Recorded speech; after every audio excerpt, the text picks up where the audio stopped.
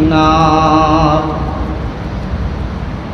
أعوذ بالله من الشيطان الرجيم. بسم الله الرحمن الرحيم. يا أيها الذين آمنوا اتقوا الله وكونوا مع الصادقين.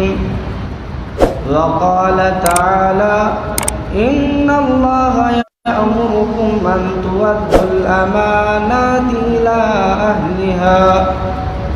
سبحانك لا علم لنا إلا ما علمتنا إنك أنت العليم الحكيم.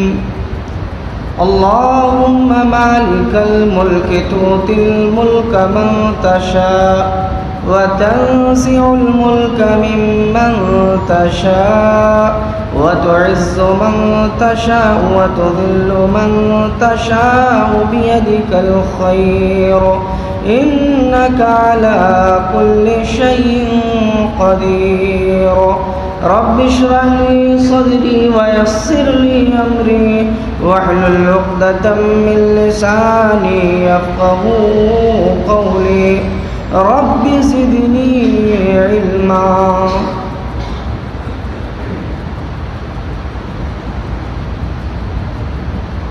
سبق پھر پڑھ صداقت کا، عدالت کا، شجاعت کا. سبق پھر پڑھ صداقت کا، عدالت کا، شجاعت کا. لیا جائے گا تجھ سے کام دنیا کی امامت کا. محترم حاضرین، علماء کرام،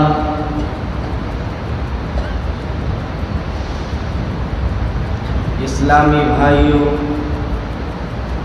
اور پیارے بچوں، تمام تعریفات اور حمد و ثنا اللہ تعالیٰ کے لیے ہیں. بے انتہا درود و سلام ہو اللہ رب العالمین کے تمام برگزیدہ بندوں پر، بالخصوص ہم سب کے نبی جناب محمد الرسول اللہ صلی اللہ علیہ وسلم پر. اللہ تعالیٰ کا بے انتہا احسان و کرم ہے کہ رب العالمین نے ہمیں اور آپ کو دین کی باتیں سیکھنے اور سکھانے کے لیے ایک بہترین موقع اللہ تعالیٰ نے ہمیں عطا فرمایا. اللہ رب العالمین کا بے انتہا شکر ہے پروردگار کا کہ اللہ رب العالمین صرف موقع ہی نہیں بلکہ اپنی رحمتوں کی برخا بھی ہمارے اوپر کر رہا. جیسا کہ جناب محمد الرسول اللہ صلی اللہ علیہ وسلم کی حدیثوں سے یہ وضاحت ہوتی ہے کہ جہاں اللہ اس کے رسول کا تذکرہ ہوتا ہے وہاں پر اللہ رب العالمین کی رحمتوں کا نزول ہوتا ہے.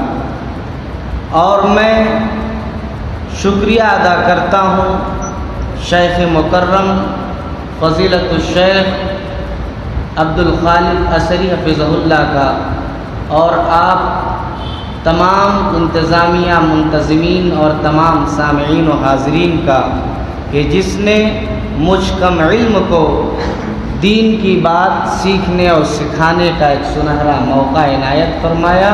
اللہ تعالیٰ سے دعا ہے کہ اللہ رب العالمین ہمیں کتاب و سنت کی باتیں کتاب و سنت کی روح میں کہنے اور ہم سب کو اس پر عمل کرنے کی توفیق عطا فرمائے. آمین. عنوان آپ تک پہنچ چکا ہے. عنوان کی لائن یا ہیڈنگ یہ ہے: امانت و صداقت کتاب و سنت کی روشنی میں. تو میں صداقت و امانت کر کے کتاب و سنت کی روشنی میں بات کو شروع کرتا ہوں۔ شروع کرنے سے پہلے اپنے رب سے توفیق کی بھیک مانگتا ہوں کہ اللہ ہمیں صحیح بات کہنے کی الہ العالمین تو توفیق عطا فرما، آمین۔ صداقت اور امانت جو انسانی زندگی کا ایک بہترین اور خوشگوار زاویہ ہے کہ جب یہ زاویے اور یہ چیزیں انسانی زندگی سے مفقود ہو جائیں، ختم ہو جائیں، مٹ جائیں، تو پھر سماج اور معاشرے میں کرپشن کا بھرمار ہو جاتا ہے۔ یہی دو چیزیں ہیں جو سنہری زندگی کے بہترین اصول اور ضابطے ہیں، اور جب یہی دو ضابطے سماج اور معاشرے سے ضائع اور برباد ہو جاتے ہیں تو ہر انسان کا چین اور سکون غارت ہو جاتا ہے اور سماج اور معاشرہ تباہی کے دہانے پر چلا جاتا ہے۔ اگر اتنی بات سمجھ میں آئی تو ہم آگے چلتے ہیں۔ صداقت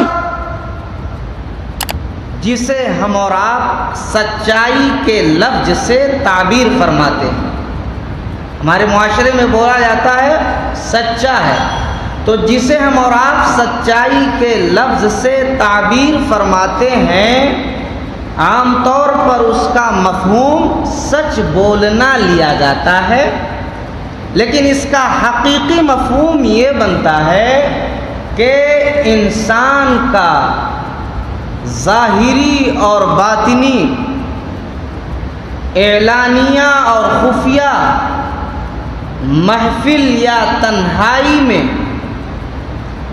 حالانکہ اس کے اعمال، اقوال، افعال، اس کے باطن اور ظاہر ایک دوسرے کی تکذیب نہ کرتے ہیں۔ کیا سمجھ میں آئی بات؟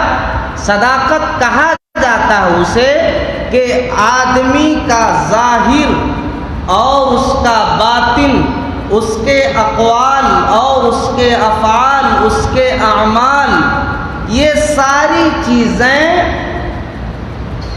ایک دوسرے کی تکذیب نہ کرتی ہوں۔ اسی کو صداقت کہا جاتا ہے، اسی کو سچائی کہا جاتا ہے۔ اور اگر اس کے خلاف آدمی کے زبان پر کچھ اور ہے اور دل میں کچھ اور ہے تو کیا ہو گیا؟ یہ سچائی نہیں، یہ صداقت نہیں ہے۔ کیوں؟ یہ کیا ہو جائے گا؟ منافقت ہو جائے گا، نفاق ہو جائے گا۔ وہ کیسے؟ کیونکہ منافق کے زبان پر بات کچھ اور رہتی تھی اور دل میں کچھ اور رہتا تھا۔ اور ابھی ہمارے اور آپ کے سامنے سے محرم الحرام کا وہ سارا رونا رویا گیا، وہ ساری باتیں آپ کے سامنے پیش کی گئی ہوگی، وہ سب اور سب کیا تھے؟ منافقت کی ساری چیزیں تھیں کہ منافقت کی چادر اوڑھ کر کے عبداللہ بن سبا جناب محمد الرسول اللہ صلی اللہ علیہ وسلم کے پاس آتا، صحابہ کرام کی مجلس میں آتا، کہتا اللہ کے رسول ہم آپ کے ساتھ ہیں۔ کیا تھا؟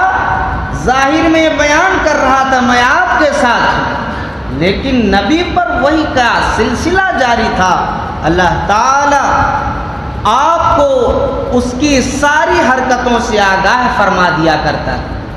اللہ رب العالمین نے اس کے اس قول و قرار کو سورۃ البقرہ کے اندر نقل فرمایا، وَإِذَا لَقُوا الَّذِينَ آمَنُوا قَالُوا آمَنَّا وَإِذَا خَلَوْا إِلَىٰ شَيَاطِينِهِمْ قَالُوا إِنَّا مَعَكُمْ إِنَّمَا نَحْنُ مُسْتَهْزِئُونَ۔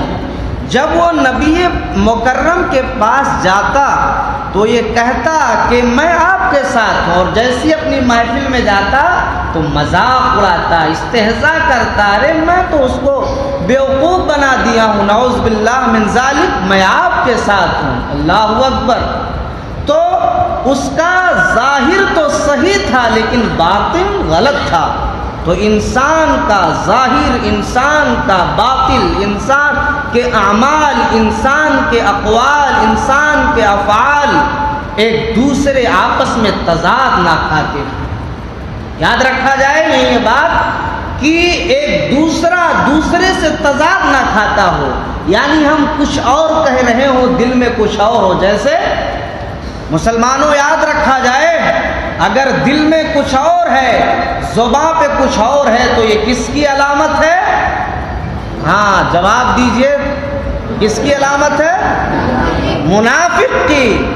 اور اگر کوئی مسلمان اپنی زبان پر اس طرح کا معاملہ لاتا ہے، دل میں کچھ اور رکھتا ہے، تو اب یاد رکھا جائے عبداللہ بن سبا نے ایمان کی نبی پاک سے کہا تھا میں ایمان رکھتا ہوں، زبانی طور پر تھا لیکن دلی طور پر معاملہ اس کا صحیح نہیں تھا۔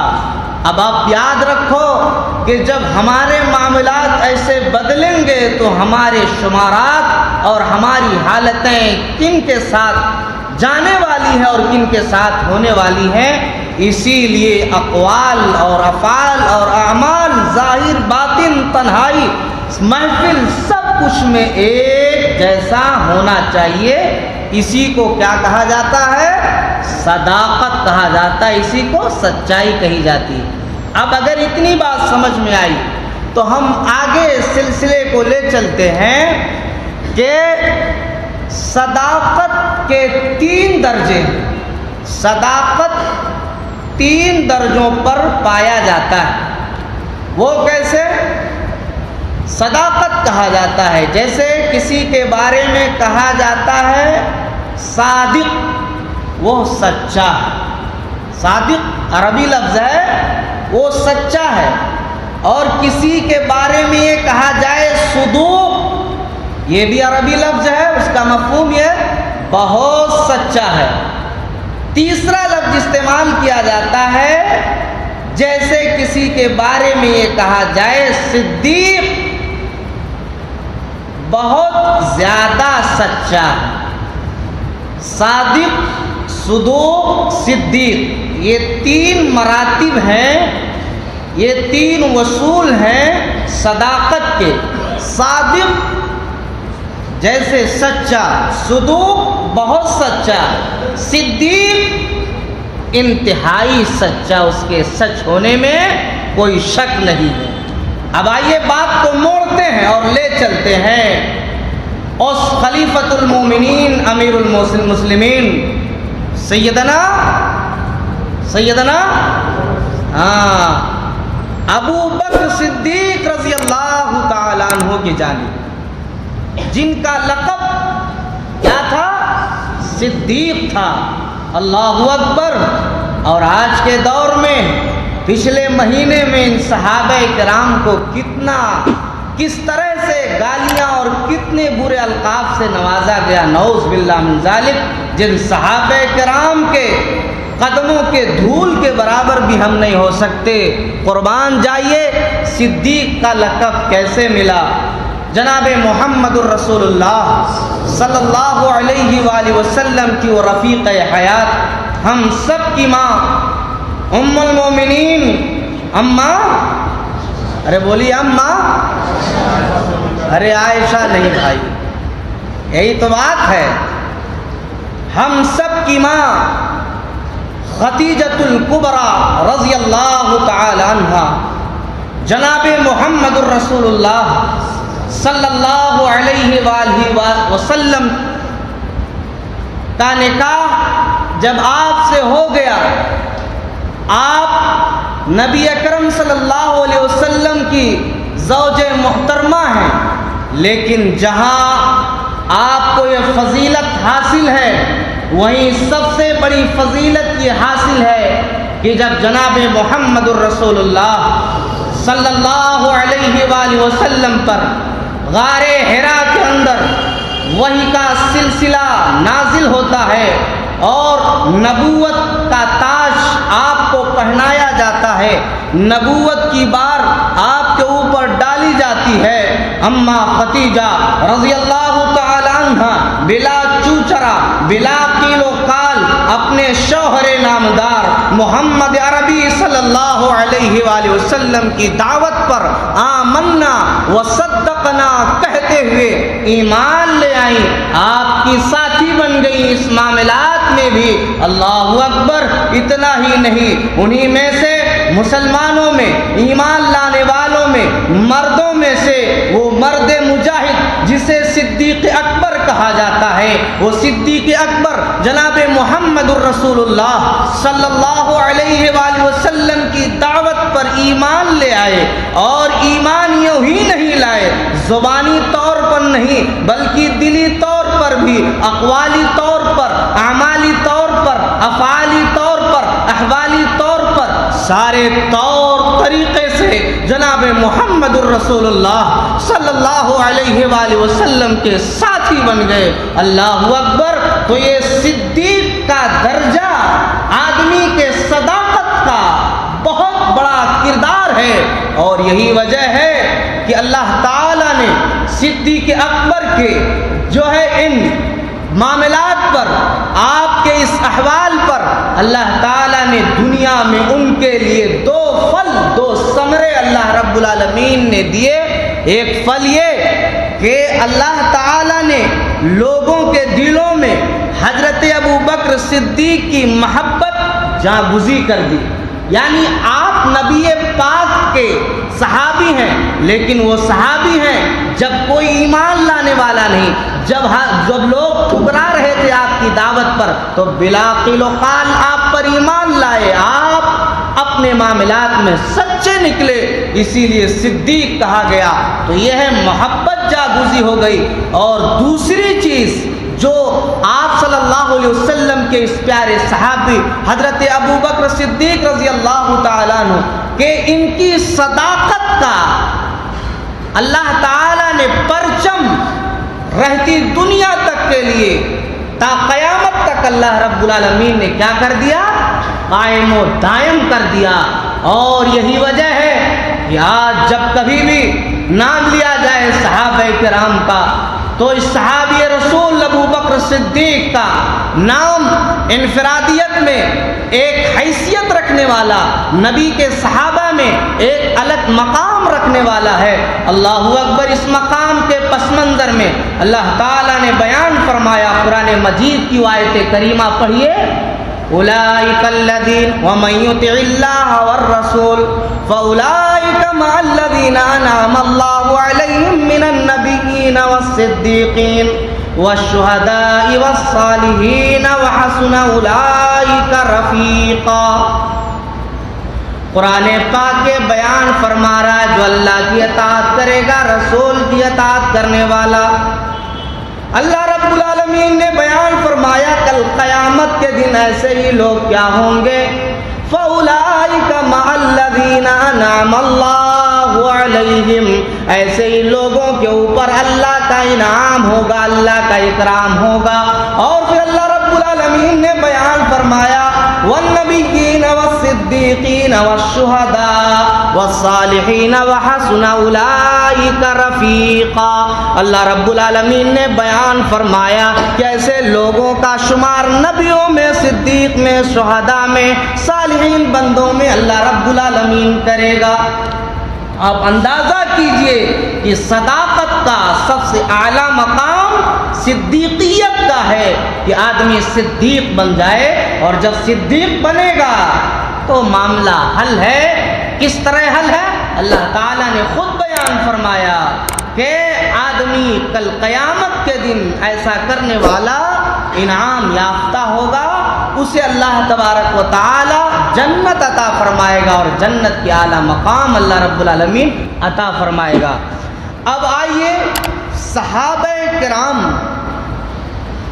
کا یہ معمول، یہ طرز عمل حضرت ابو بکر صدیق رضی اللہ تعالی عنہ کا میں نے آپ کے سامنے صحابہ میں سے پیش کیا، لیکن صحابہ کرام سے پہلے انبیاء علیہم السلام اللہ تعالیٰ نے تمام انبیاء کو صداقت کا، سچائی کا پیکر بنایا تھا، اور سارے انبیاء نے سچائی کی دعوت دی ہے، صداقت کی دعوت دی ہے۔ کس کی دعوت دی ہے؟ سچائی کی دعوت، صداقت کی دعوت دی ہے، اور تمام انبیاء علیہ السلام سچائی کے پیکر تھے۔ اللہ تعالیٰ نے ان کی صداقت کے تعلق سے قرآن مجید سورہ زمر کے اندر بیان فرمایا، والذی جاء بالصدق وصدق به اولئک هم المتقون۔ اللہ رب العالمین نے بیان فرمایا کہ وہ لوگ سچ کو لائے اور سچ کی دعوت دی، سچ کا پیغام دیا اور سچ کے ساتھ بھیجے گئے۔ اولئک هم المتقون، یہی لوگ متقی اور پرہیزگار ہیں۔ یہاں پتہ چلا کہ جب آدمی سچا ہوگا تو آدمی متقی ہوگا، اور جب آدمی متقی ہوگا تو آدمی جنتی ہوگا۔ تو صداقت کا بہت بڑا پیمانہ یہ ہے کہ جب آدمی صداقت کے دائرے میں آ جائے گا، صداقت کا پیکر بنے گا، تو آدمی دنیا کے اندر تقوی شعار، اللہ سے ڈرنے والا، اور پھر اس کے ساتھ ساتھ اللہ رب العالمین اسے جنت عطا فرمائے گا۔ اس کے بعد اللہ رب العالمین نے انبیاء علیہم السلام کی تعریف بیان فرماتے ہوئے قرآن مجید کے اندر بیان فرمایا، سورہ مریم کے اندر اللہ نے بیان فرمایا، وَاذْكُرْ فِي الْكِتَابِ إِبْرَاهِيمَ إِنَّهُ كَانَ صِدِّيقًا نَبِيًّا۔ اللہ تعالیٰ نے بیان فرمایا کہ ابراہیم علیہ السلام کا تذکرہ کتاب میں کر دیجئے، کتاب میں کیا جائے، قرآن میں اللہ نے کیا تذکرہ۔ انہو کان صدیقا نبیّا، وہ سچے نبی تھے، صدیق تھے۔ اللہ رب العالمین نے صدیق النبیّا کا لفظ استعمال فرمایا کہ وہ سچے تھے، اور اسی طرح اللہ رب العالمین نے بیان فرمایا وَذْكُرْ فِي الْكِتَابِ إِدْرِيسَ إِنَّهُ كَانَ صِدِّيقًا نَبِيًّا۔ اللہ رب العالمین نے بیان فرمایا ادریس کا تذکرہ کتاب میں ہے، ادریس کا تذکرہ کتاب میں کر دیجیے۔ اللہ رب العالمین نے اپنی کتاب قرآن مجید کے اندر کیا، کیا کیا؟ انہو کان صدیقا نبیّا۔ اللہ رب العالمین نے حضرت ادریس علیہ السلام کو صدیقا نبیّا کہا، بہت ہی زیادہ سچے نبی تھے، سچے تھے۔ سچائی کی گواہی اللہ رب العالمین نے خود دی ہے، اور خود قرآن کریم اس بات پر شاہد ہے۔ اس کے بعد اللہ رب العالمین نے ذکر فرمایا وَاذْكُرْ فِي الْكِتَابِ إِسْمَاعِيلَ إِنَّهُ كَانَ صَادِقَ الْوَعْدِ وَكَانَ رَسُولًا نَبِيًّا۔ اللہ رب العالمین نے بیان فرمایا، کیا بیان فرمایا؟ کتاب کے اندر اسماعیل علیہ السلام کا تذکرہ موجود ہے، اسماعیل کا تذکرہ کر دیجئے، اسماعیل کا ذکر موجود ہے۔ انہو کان صادق الوعد، وہ اپنے وعدے میں سچا ہے، اپنے عہد و پیمان میں سچا ہے۔ وکان رسولا نبیّا، اللہ رب العالمین نے بیان فرمایا کہ وہ اسماعیل رسول اور نبی دونوں تھے۔ اللہ رب العالمین نے وکان رسول النبیّا کا لفظ استعمال فرمایا۔ اب آپ غور کیجئے، محمد الرسول اللہ صلی اللہ علیہ وآلہ وسلم بھی سچائی کے پیکر تھے، سچائی کی دعوت دینے والے، اور اللہ کی طرف سے اب توحید کی دعوت دے کر توحید کی دعوت دینے والے اور اللہ کی بات کو دنیا کے سامنے پہنچانے والے محمد الرسول اللہ کی صداقت صرف اللہ رب العالمین ہی نے نہیں بلکہ اس دور کے لوگوں نے بھی دیا، کفار مکہ نے بھی دیا۔ جو آپ کی دعوت کو ٹھکرانے والے تھے، وہ آپ کی دعوت کو ٹھکرانے والے لوگوں نے بھی کیا کیا؟ آپ کو امین اور صادق کہا۔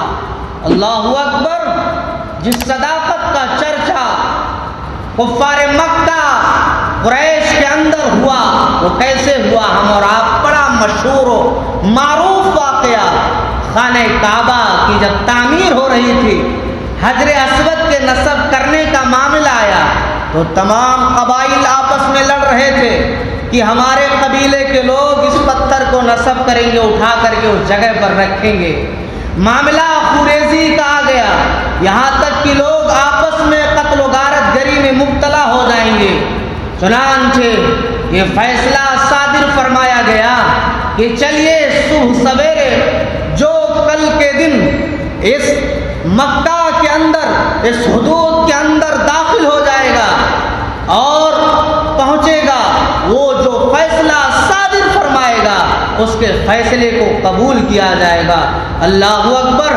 جناب محمد الرسول اللہ صلی اللہ علیہ وآلہ وسلم کی وہ ہستی ہے کہ مدنی تاجدار محمد عربی صلی اللہ علیہ وآلہ وسلم اس فیصلے پر، اس معاملے پر آپ صادق آتے ہیں اور صبح سویرے کوئی نہیں پہنچا، آپ سب سے پہلے پہنچنے والے ہیں۔ پھر بعد میں جب یہی لوگ پہنچتے ہیں تو کیا کہتے ہیں؟ لقد جاء الامین وصادق الامین، ارے سچا آ گیا، امانت دار آ گیا، آپ کی امانت کی، آپ کی گواہی لوگوں نے صداقت کی خود ہی دی، اور کہا جب جو یہ فیصلہ صادر فرمائیں گے وہ فیصلے پر ہم لوگ راضی ہیں، رضامند ہیں۔ اللہ اکبر۔ اسی وجہ سے آپ کی صداقت اور سچائی کا تذکرہ اور زمین کے اوپر بھی ان ناکارے لوگ اور نااہل لوگ جو آپ کی دعوت کو ٹھکراتے تھے وہ لوگ بھی تسلیم کیا کرتے تھے، بات آگے آئے گی۔ اسی لیے اللہ تعالی نے بیان فرمایا یا ایھا الذین آمنوا اطیعوا اللہ واطیعوا الرسول۔ اللہ رب العالمین نے بیان فرمایا اے ایمان والو، اللہ کی اطاعت کرو، اپنے رسول کی اطاعت کرو۔ اطاعت کا لفظ دو جگہوں پر، دو جگہ اللہ رب العالمین نے بیان فرمایا، ایک تو اپنی اطاعت اور دوسری اپنے نبی جناب محمد الرسول اللہ صلی اللہ علیہ وسلم کی اطاعت۔ دو جگہ آپ کو اطاعت کرنا ہے۔ پھر آگے آیت کریمہ کے اندر اللہ سبحانہ و تعالی نے بیان فرمایا وَأُولِي الْأَمْرِ مِنْكُمْ، اولی الامر کی بات تمہیں ماننی پڑے گی، لیکن اب اولی الامر سے مراد حکمراں ہیں، اولی الامر سے مراد آپ کے امیر ہو جائیں گے اور آپ کے جو موجودہ رہنما رہبر ہیں جیسے عالم ہیں، یہی مان لیجئے۔ لیکن کیا اس عمرہ کی بات کی اطاعت کرنی ہوگی؟ بولیے، اطاعت کرنی ہوگی؟ کرنی ہوگی؟ اگر کرنی ہے تو مسٹر صاحب فرمان 3 طلاق کا رائج کر دیے، قانون سخت کر دیا گیا ہے، تو اس کا مطلب یہ تھوڑی ہے کہ ان کی بات مانی جائے گی۔ کیوں؟ اگر ان کی بات کتاب و سنت کے روشنی میں ہے، اللہ اس کے رسول کی اطاعت میں ہے، تو پھر بات ماننی ہوگی، ورنہ مسٹر کی بات بھی رائے گا برباد اور ردی کی ٹوکری میں ڈال دی جائے گی۔ یہ معاملہ ہے، یہ اصول ہے۔ پھر اس کے بعد اللہ تعالیٰ نے بیان فرمایا فَإِن تَنَازَعْتُمْ فِي شَيْءٍ فَرُدُّوهُ إِلَى اللَّهِ وَالرَّسُولِ۔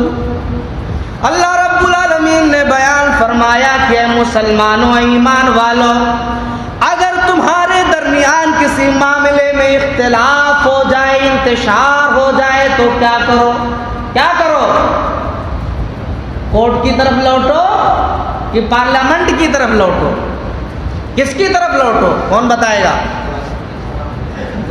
فردوہ الی اللہ والرسول، قرآن اور حدیث کی طرف، قرآن اور حدیث کی طرف لوٹا جائے۔ اور افسوس ہے ہمارے اوپر، ہم جتنا اپنے نفسوں پر ماتم کریں، ہم اپنے حال اور احوال پر رونا روئیں اور اپنی زندگی کو نیست و نابود کے کیٹیگری میں ڈالیں، مسلمانوں کم ہے، کم ہے۔ کیوں؟ کیونکہ ہم اور آپ آج حالات حاضرہ سے بخوبی واقف ہیں۔ ہماری واقفیت کا معاملہ یہ ہے کہ ہر گھر کے اندر ٹیلی ویژن ہے، ہر آدمی آج کی دنیا سے پوری طرح باخبر ہے، واقف ہے، لیکن آج معاملہ یہ ہے کہ مسلمان یہی جب و دستار، داڑھی اور جبے اور ٹوپیوں میں بیٹھا ہوا ہم اور آپ نے دیکھا ہوگا، ٹیلی ویژن کے اینکروں کے سامنے بیٹھتا ہے، اور اس کے بعد طلاق کا مسئلہ، اس کے بعد دیگر اور دینی مسائل کا مسئلہ ڈیبیٹ کے لیے بیٹھتا ہے، اور پھر الٹی سیدھی فتوے بازیاں اور بیان بازیاں دیتا ہے۔ اللہ اکبر! جتنا للو جانے اتنے ہی عبداللہ عبد الرحمن جانے، دونوں میں فرق کیا ہے؟ یعنی جتنا زیادہ وہ ٹی وی اینکر قرآن اور حدیث کے بارے میں جانتا ہے، اس سے ہی کم، اور بلکہ اس سے بھی زیادہ کہیں کم مسلمان اپنی شریعت کو نہیں جانتا ہے۔ اگر شریعت کو جانتا، قرآن اور حدیث کو جانتا، اللہ اکبر، تو صداقت کا یہ پیکر اس کے اندر پایا جاتا کہ کتاب و سنت کی بات کو دنیا کے سامنے بیان کیا جاتا، اور آج یہ حالات نہ ہوتے جو حالات ہمارے اوپر ہوتے چلے جا رہے ہیں۔ اللہ اکبر! ہمارا معاملہ تو اس قدر بدل چکا ہے کہ اب ہمیں طلاق کا مسئلہ نہیں معلوم۔ اگر دنیا کے سامنے سورہ طلاق پڑھ کر بتا دیا جاتا، سورۃ البقرہ کا ترجمہ ہی بتا دیا جاتا، تفسیر میں نہ جایا جاتا، حدیثوں کے مفہوم میں نہ جایا جاتا، تو طلاق کا صحیح معنی اور مفہوم آ جاتا۔ اور آج یہ نہیں روتے، بخاری صاحب فتویٰ یہ نہ صادر فرماتے کہ اہل حدیثوں کا منہج اختیار کر لیا جاتا، تو آج یہ نوبت نہ آتی۔ وحید الدین مفکر خاں اس بات پر قائل نہ ہوتے کہ اہل حدیثوں کا فتویٰ اگر اپنا نہ لیا جاتا تو آج یہ دن کو آرڈیننس کے ذریعے پارلیمنٹ سے نہ پاس ہوا، راج سبھا سے نہ پاس ہوا، تو اس کے ذریعے قانون بنا کر کے نہ پاس کیا جاتا۔ وہی بات تو پہلے کہی جا رہے تھے، لیکن عقل کب آئی، سمجھ کب آئی، جب ہمارے ہاتھوں سے، ہمارے منہ سے ہمارا نوالا چھین لیا جا چکا۔ اور یہی معاملہ ہے کم ظرف مسلمان کا کہ ایک مسلمان جب شریعت سے واقف نہیں ہوتا ہے، اسے نیائے اور انیائے میں فرق نہیں نظر آتا ہے، اس سے پوچھا جاتا ہے، وہ اپنے دین اور دھرم کو بدل دیتا ہے۔ اللہ اکبر! جو ایک ایمان والا ہوگا، سچا نبی کو ماننے والا ہوگا، اس کا نہ دین بدلے گا، اس کا نہ دھرم بدلے گا، اس کا خاتمہ ایمان بالخیر پر ہوگا۔ اور دیکھو کہ اس مسلمان کو اس سے پوچھا جا رہا ہے کہ آپ کو کیوں نہیں، آپ کیوں دھرم پریورتن کر لیے ہیں؟ وہ کہہ رہا ہے ہمیں انیائے ہو رہی ہے۔ اس سے پوچھا جا رہا ہے نیائے انیائے، اب بتاؤ جس مسلمان کو نیائے اور انیائے کا معنی نہ معلوم ہو تو اب بتائیے وہ اسلام پر قائم رہے گا؟ اسی لیے شریعت کا علم حاصل کرو، ورنہ وہ زمانہ آنے والا ہے، وہ دور آنے والا ہے کہ اسلام کو ایسے ہی مٹا دیا جائے گا۔ جانتے ہو کیسے؟ برا محرم الحرام گزرا ہے، ابو بکر کو، عمر کو، فاروق کو، علی کو اور امیر معاویہ کو سب کو گالیاں دی گئی، یزید کو نشانہ بنایا گیا، یزید امیر معاویہ رضی اللہ تعالیٰ عنہ کو نشانہ بنایا گیا۔ امیر معاویہ کون ہے؟ بتائیے کون ہے؟ ارے بولیے کون ہے؟ کاتبین وحی میں سے ہے۔ جو قرآن نازل ہوتی تھی تو قرآن کے لکھنے والے تھے۔ کیا تھے؟ لکھنے والے۔ صحابہ کرام قرآن کے اولین مخاطب ہے۔ اب بتاؤ، ایک صاحب، ایک عالم، نام لینے کی ضرورت نہیں ہے، جب چند ٹکوں کے خاطر، چند پیسوں کے خاطر صحابی رسول امیر معاویہ رضی اللہ تعالی عنہ کو مشکوک قرار دیتا ہے، برا کہتا ہے، تو اب بتائیے جب صحابی کو برا کہا جائے گا تو قرآن اور حدیث صحیح ہوگی؟ جب قرآن کے لکھنے والے کاتبین وحی کر قلم چلایا جا رہا ہے مشکوک قرار دے دیا گیا، تو ایسی صورتحال کے اندر جب انہیں مشکوک قرار دیا گیا تو کل کے دن جب شریعت کا علم نہیں رہے گا تو ہماری آنے والی نسلوں کا کیا ہو جائے گا؟ برین واش کر دیا ہو رہا، برین واش کر دیا جائے گا، ذہن کو واش کر دیا جائے گا۔ صحابہ ایسے تھے، ویسے تھے، یہ تھے، وہ تھے، اور یہی قرآن کو لکھے ہیں، بس اس کے بعد قرآن حدیثوں کے بارے میں شک، وہ اسلام مٹ گیا، وہ اسلام ختم ہو گیا۔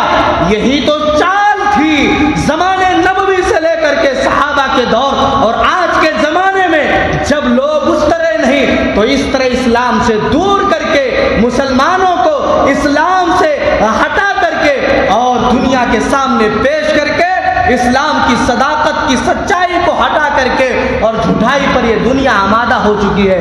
تو اس طرح بدلتا جا رہا ذہن، اسی لیے اپنے آپ کو اس جانب راغب کیجیے۔ تو دوسرا پہلو ہے اقوال، اعمال بتلا دیا گیا، اقوال یعنی آدمی کے زبان سے جو بات کہی گئی ہو وہ اسی پر قائم ہو۔ کیا ہو؟ صداقت کی 3 قسمیں، اس میں دوسری قسم میں بیان کر رہا ہوں کہ اقوال، کہ آدمی جو بات کہا ہو اسی بات پر قائم و دائم رہے۔ کیا کرے؟ قائم رہے۔ اب یہ نہیں کہ آج بولا تھا چل 2 ٹن مال لوڈ کرا دیتا ہوں، بھاؤ یہ لگے گا منافع اتنا، کل جب زیادہ منافع ملنے لگا، ارے کہاں تم سے بولا تھا، وہ کچھ اور بولا تھا، اس کی بات تھی دوسرے کی۔ ایسا ہوتا ہے کہ نہیں ہوتا؟ جب منافع ملنے لگا تو اپنی ٹوپی ہٹا کر کے دوسرے کے سر، اور جب گھاٹا لگنے لگا تو اس کی ٹوپی اٹھا کے اپنے سر لگانے لگے کہ ہم نہیں شامل ہوں گے، تم جاؤ، اور جب منافع تو چھانٹنے لگے۔ تو یہ کیا ہے؟ اقوال میں تضاد پایا جاتا ہے۔ تو اقوال میں جو بات کہی گئی ہو اسی پر آدمی قائم رہے۔ جیسے کسی ٹہنی پر، جیسے مثال کے طور پر دھان کی بالی اپنے ڈالی پر قائم رہے، جیسے دھان کی بالی، گیہوں کی بالی اپنی ڈالی پر قائم رہے، بالکل برحق ہے، ایسے ہی اقوال اس کے ایسے ہوں کہ جو کہا ہو اس پر قائم رہے، جمع رہے، بدلے نہ۔ اس کے بعد احوال، تیسرا احوال ہے۔ احوال کا مطلب یہ ہے حالات بدلتے رہتے ہیں، آدمی ابھی کچھ ہے، کل کچھ، پرسوں کچھ اور بدلتا جاتا ہے۔ تو احوال میں ہو بہو وہ قائم و دائم رہے، بدلے نہ۔ جیسے آپ کو منافع آج مل رہا ہے، کل کے دن نہیں ملے گا، تو آپ ہٹیے نہیں۔ کیونکہ ایک مسلمان کی شان یہ نہیں ہے، ایک ایمان والے کی شان یہ نہیں ہے کہ وہ بدل جائے، بلکہ اس پر قائم و دائم رہے۔ تو یہ صداقت کی 3 قسمیں ہیں، اقوال، افعال، احوال۔ اس پر قائم و دائم اگر کوئی رہتا ہے تو وہ صحیح معنوں میں صدیق ہے، وہ صحیح معنوں میں ایمان والا ہے۔ اب آئیے آگے چلتے ہیں کہ آدمی کا دل مطمئن ہو اسی کو کیا کہتے ہیں؟ آدمی کا دل مطمئن ہو اسی کو سچائی کہا جاتا ہے۔ ہمارا دل کسی بات پر متفق ہو اسے کیا کہا جاتا ہے؟ سچائی کہا جاتا ہے۔ یعنی دل کو اگر اطمینان مل جائے تو سمجھ جاؤ ہم سچے ہیں، اور اگر دل میں اطمینان نہ ملے تو سمجھ جاؤ ہم جھوٹے ہیں۔ کوئی مانے یا نہ مانے، کوئی دیکھے یا نہ دیکھے، کوئی کہے یا نہ کہے، اللہ تعالیٰ نے ہمارے اندر ایک چیز رکھی ہے۔ وہ کون سی چیز ہے؟ دل۔ کیا ہے؟ دل ہے۔ جب ہم غلط کرتے ہیں تو یہ دل گواہی دیتا ہے، کھٹک رہا ہوتا ہے کہ ہم غلط کر رہے ہیں، یہیں سے فیصلہ ہو جائے۔ یہ جج یہیں پر بیٹھا ہے۔ دنیا کے ججوں کی بات چھوڑیے اور لوگوں کی بات چھوڑیے، آدمی چوری کرتا ہے، دل یہ کہتا ہے، کوئی دیکھ رہا ہو یا نہ دیکھ رہا ہو، دل کہتا ہے یہ غلط۔ یہی اللہ ججمنٹ ملا دیتا ہے، فیصلہ صادر فرما دیتا ہے کہ جو ہے یہ کام غلط ہے۔ تو جب بے اطمینانی پیدا ہو جائے تو سمجھ جاؤ جھوٹ ہے، اور جب اطمینان پیدا ہو جائے تو سمجھ جاؤ یہ سچ ہے۔ پیارے نبی جناب محمد الرسول اللہ صلی اللہ علیہ وسلم نے بیان فرمایا، دع ما یریبک الی ما یریبک، اللہ کے رسول صلی اللہ علیہ وسلم نے بیان فرمایا کہ جب تمہیں کسی چیز کے بارے میں شک پیدا ہو جائے تو تم اسے کیا کرو؟ چھوڑ دو۔ کیا کرو؟ چھوڑ دو۔ اور جب کسی چیز کے بارے میں تمہیں حقیقت کا پتہ چل جائے یہ صحیح ہے تو اسے کیا کرو؟ لے لو۔ پتہ یہ چلا کہ جو دلوں کے اندر وسوسے پیدا کرے وہ چیز غلط ہے، وہ چیز جھوٹ ہے، اور جو دلوں کو تقویت بخشے، مضبوطی عطا فرمائے وہ کیا ہے؟ سچائی ہے۔ تو صداقت کا سب سے بڑا فائدہ یہی ہوتا ہے کہ آدمی کو اطمینان ملتا ہے، مطمئن ہوتا ہے۔ اب دیکھیے یہ ہے سب سے بڑا فائدہ کہ دل مطمئن ہو جاتا ہے۔ اور اس کے بعد آئیے صداقت کے فوائد کا کیا کہنا۔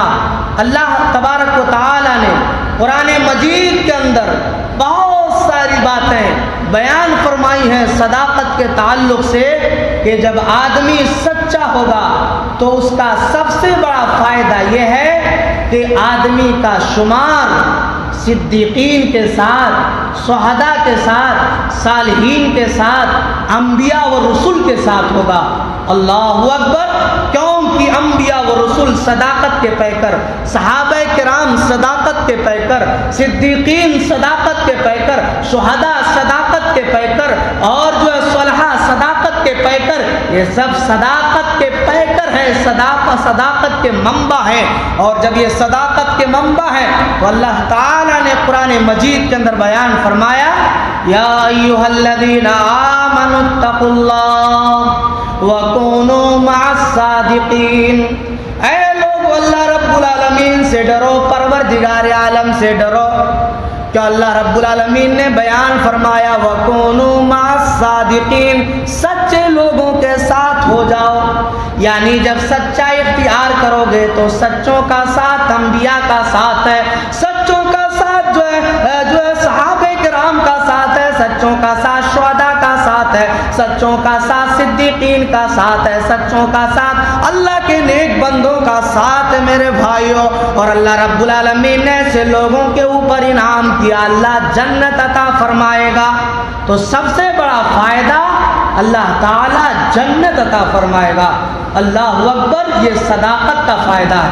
اس کے بعد صداقت کا فائدہ میں یہ جو بتلانا چاہتا ہوں دوسرا وہ یہ ہے کہ آدمی کے اوپر اگر کوئی مصیبت آئے تو صداقت کی وجہ سے ٹل جاتی ہے۔ کیا ہوتی ہے؟ ٹل جاتی ہے، صداقت کی وجہ سے ٹل جاتی ہے۔ وہ کیسے؟ وہ 3 اشخاص کا واقعہ یاد کر لیجئے۔ جب وہ جا رہے تھے تو غار کے اندر چھپے اور غار کے اوپر بھاری چٹان آ کر کے اڑ گیا اور وہ لوگ اس کے اندر بند ہو گئے۔ چنانچہ وہ تینوں اشخاص نے اپنی اپنی نیکیوں کو یاد کیا اور اپنی اپنی نیکیوں کا واسطہ اللہ تعالیٰ کو دیا کہ پروردگار عالم میں نے تیری رضا کے خاطر، اے اللہ میں نے اپنے ماں باپ کے ساتھ بہترین سلوک کیا، اے اللہ میں نے تیری رضا کے خاطر میں اپنے زنا کو چھوڑ دیا، اے اللہ میں تیری رضا کے خاطر امانت و صداقت پر قائم رہتے ہوئے پروردگار عالم میں نے پوری امانت کو واپس کر دیا، اے اللہ العالمین اگر میں نے اس عمل کو تیرے ہی واسطے کیا ہے تو اے اللہ اس مصیبت کو، اس چٹان کو ہمارے اوپر سے اللہ تعالیٰ تو ہٹا دے۔ اللہ اکبر۔ تو صداقت کا یہ فائدہ اور بینیفٹ دنیا کے اندر یہ ملا انہیں کہ اللہ تعالیٰ نے کیا کیا؟ ان کے اوپر سے بھاری مصیبت کو ٹال دیا۔ تو سچے بنو۔ اور صداقت کا فائدہ یہ ہے کہ آدمی ڈپریشن کا شکار ہے۔ آج کل آدمی کیا ہے؟ ذہنی توازن سے بالکل پریشان ہے، قلبی سکون نہیں میسر ہے۔ تو جب ہم سچے بن جائیں گے، سچائی کے خوگر ہوں گے تو کیا ہوگا؟ ہمیں سکون ملے گا، ہمیں اطمینان ملے گا۔ یہ سب سے بڑا فائدہ ہے۔ کیوں؟ کیونکہ جب آدمی سچا ہوگا تو اس کا رشتہ اللہ تعالیٰ سے جڑے گا، اور جب اس کا رشتہ اللہ سے جڑے گا تو اللہ تعالیٰ نے بیان فرمایا الا بذکر اللہ تطمئن القلوب۔ اللہ رب العالمین نے بیان فرمایا کہ آگاہ رہو، اللہ رب العالمین سے رشتہ لگانے ہی میں، اللہ سے رشتہ جوڑنے ہی میں، اللہ کا ذکر کرنے ہی میں دلوں کو اطمینان ہے۔ دلوں کو اطمینان ملنے والا اللہ تعالیٰ کے ذکر میں ہے، تو صداقت کا بہت بڑا فائدہ یہ ہے۔ تو 3 فائدے میں نے آپ کے سامنے بیان کیے۔ پہلا فائدہ یہ کہ قلبی سکون میسر ہوتا ہے، اطمینان ملتا ہے۔ جھوٹ اور شک کی بنیاد پر آدمی پریشان ہو جاتا ہے، سچ کی بنیاد پر آدمی مطمئن ہو جاتا ہے، جنت ملے گی، اور صحابہ کرام اور جو صالحہ صالحین سب کی رفاقت اللہ تعالی جنت کے اندر عطا فرمائے گا، اور پھر آدمی اللہ رب العالمین سے اپنا رشتہ مضبوط کر لے گا۔ یہ صداقت کا بہت بڑا فائدہ ہے، بہت سارے فوائد ہیں۔ اب آئیے صداقت حاصل کیسے ہو، ہم سچے کیسے بنے، یہ بھی تو سوال ہے کہ سچائی آئے کیسے۔ اب اگر یہاں مارکیٹ میں نکل جاؤ